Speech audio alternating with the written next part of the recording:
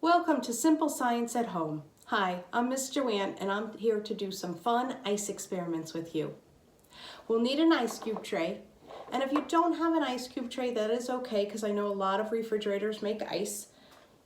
You could use the refrigerator ice because they're the same size, and that is the key to have your ice cubes the same size.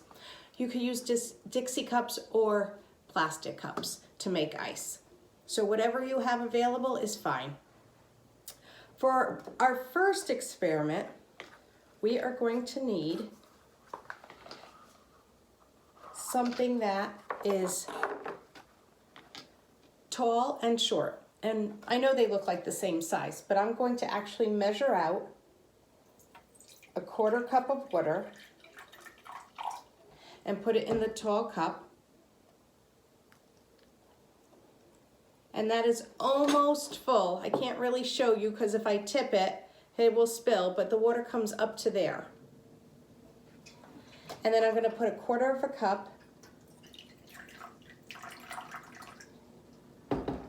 in the plastic, and that comes up to here. So it's about half the height, but it's the exact same amount of water. It's just this one is low, flat, and this one is tall and thin. And we're going to set those aside. We'll put those in the freezer in just a minute. In the meantime, I'm also going to make ice, and you can measure if you want to make sure that you have the right amount of water in each. You could do it by eye, or you could measure. So I might put 3. Let's see, my ice cube tray is kind of small. I'm gonna put 2 tablespoons. I need about 2 ice cubes. So if you have siblings that are doing this with you, make sure there's about 2 ice cubes per person. You can make a couple extra just to be on the safe side if you have enough ice cube trays.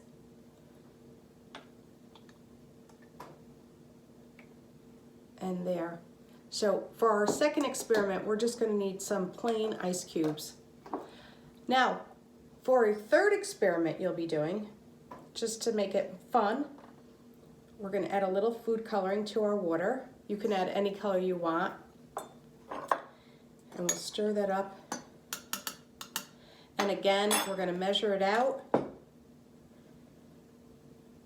to make sure that the amount of water is about the same in each. You want it as close as possible. Don't overfill your ice cubes because then they freeze together.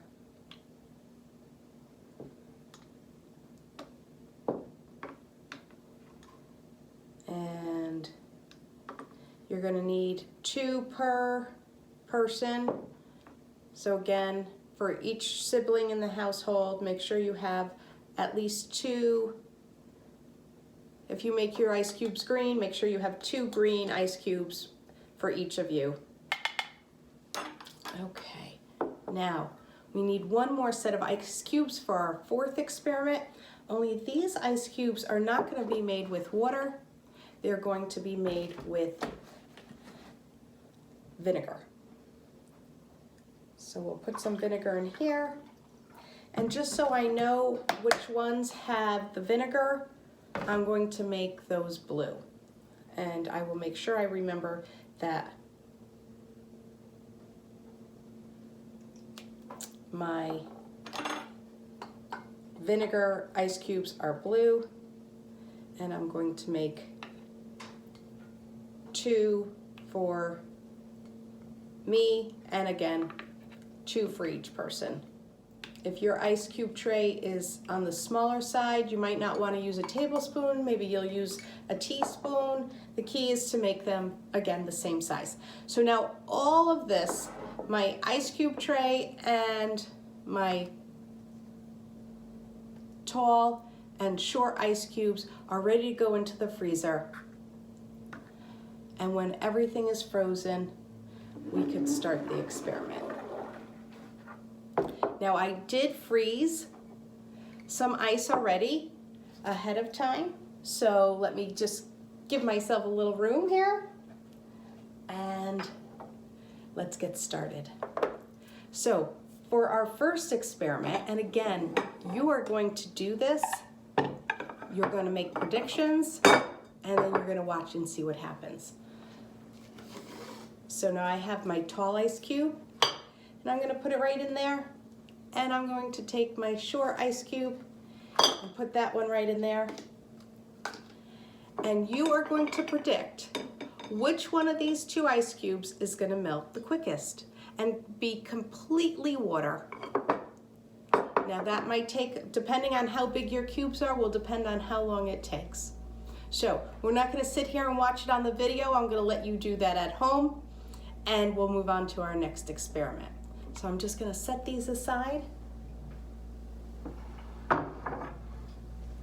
and we're going to continue. So now, my next ones are cups. Alrighty, and if you want to label your cups, one with fresh water and one with salt water, you can go ahead and do that. I'm going to take a spoon, and I'm going to put some salt, about 2 teaspoons. It doesn't have to be exact. If you want to measure it for fun, go ahead. And then we're going to take our water, and it doesn't matter how much water you put in, as long as it's the same amount in each glass. So that's about a cup, and I'll put about a cup in the one with the salt.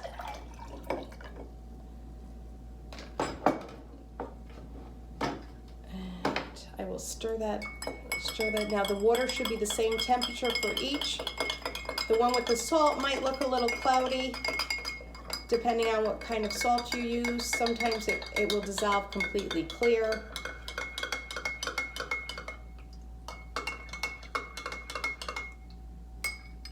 So now you have 2 glasses with the same amount of water. The only difference is one has salt and one is fresh water. You will take 2 of your ice cubes that are the exact same size. You will drop them into the water at the exact same time. And you will now make a prediction. Which one will melt faster? The one with salt water or the one that has fresh water? And I'm going to let you do that on your own. Don't forget to make the prediction, and then watch and see which one melts more quickly. Okay, for our next experiment with ice, you're going to take 2 bowls. In one bowl, you're going to put some sugar, about a teaspoon or a tablespoon, and in the other one, you are going to put some salt, about the same amount.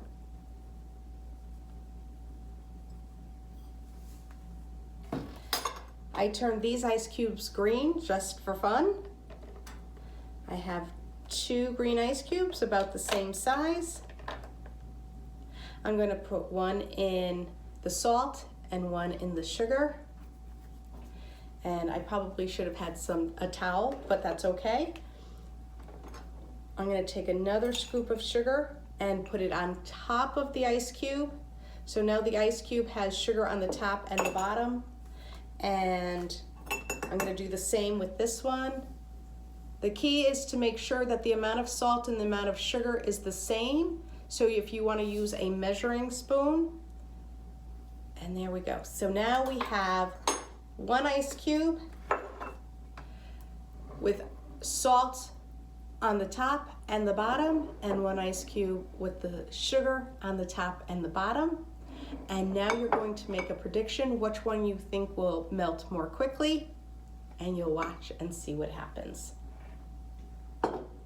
And for our 4th experiment, And you're gonna do this all on your own, and you're gonna watch and see what your predictions, how your predictions come out and which ones melt faster. So when you do this, it's gonna take a whole lot longer than how I'm doing it because I'm setting everything aside and I'm not gonna show you the results. I want you to find the results on your own. For our last experiment, we're going to take the ice cubes that are frozen vinegar. I'm going to put 2 in my bowl. Again, I wish I had a towel with me, but that's okay. You'll make sure you have a kitchen towel or a paper towel handy. So I put my blue vinegar ice cubes in my bowl, and I'm going to take baking soda, and I am going to take it and I'm going to sprinkle a little on top. And before I do, because this reaction will happen very quickly, so you're going to see a little bit of it, what do you think is going to happen when I put the baking soda onto the ice cubes formed from vinegar? Did you make your prediction? Are you ready to see what happens?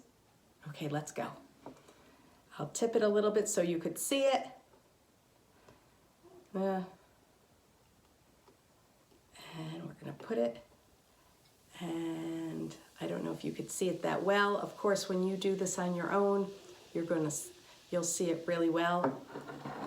And you can even add a little bit more and see what happens. So those are 4 very simple experiments with ice cubes. Again, when you do it, it will take a whole lot longer because you'll make the prediction, then you'll watch and see what happens with each of the cubes that you add to plain water or salt water, add salt or sugar to, and of course the tall ice cube and the short ice cube. And the one that fizzles a little bit is your vinegar and baking soda. So have a great time with your ice. It's a nice cold day when you do this, if you're doing it in January like I am, and either way, whether you're doing it in the summer, spring, winter, or fall, have a great time.